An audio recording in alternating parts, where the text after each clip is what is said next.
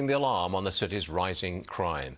I want to bring in Congresswoman Malliotakis, Republican from New York. This is not just happening in New York. This is in all big cities, virtually all big cities. Who do you hold responsible for this? Well, all of these big cities are led by Democrats, so it's pandering politicians that feel that they need to cater to the radical left who are putting criminals ahead of law-abiding citizens.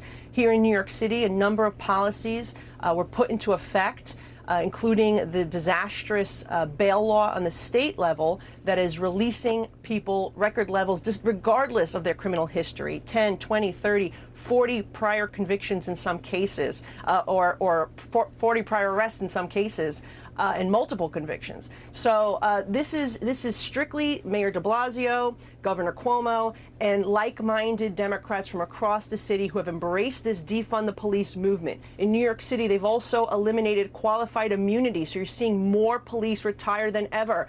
So we're losing that experience that these people who come to the table to not only prevent crime but solve crimes. And in addition to that, they stripped the plain clothes unit. They cut the NYPD by 1/6, $1 billion. If we undo those things that they've done, we will see crime decrease. And right now, crime is up in double digits across the board over last year, but the problem was last year it was already up from the previous year. So this is a bad trend. It's going in the wrong direction. It's continuing to increase. Well, I mean, doing something about this is up to the mayors and the administrations of these cities. But what can you do in Congress? Well, right now, I continue to advocate for these policies to be repealed, but also I speak in Congress on the floor about what is happening in my city as a result of these policies. So we don't implement them on the federal level. You know, we had to push back. Nancy Pelosi tried to put the bail reform law in the COVID relief package. Okay, they tried to adopt a lot of these anti-police legislation on the federal level. They wanted to strip qualified immunity from law enforcement all across America. We were able to expose this and stop it with our partners in the Senate.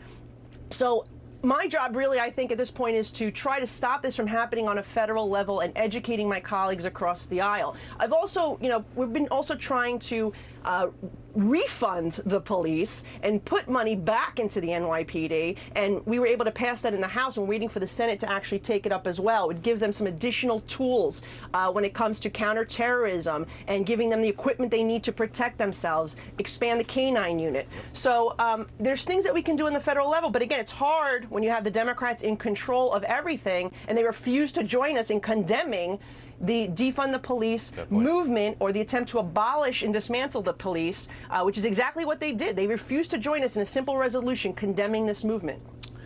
Congresswoman, we always appreciate you being here, and thanks for coming on the show so frequently. It's much appreciated. And we'll see you again soon. Thank you. You got it. Gas prices on the rise across the country. And while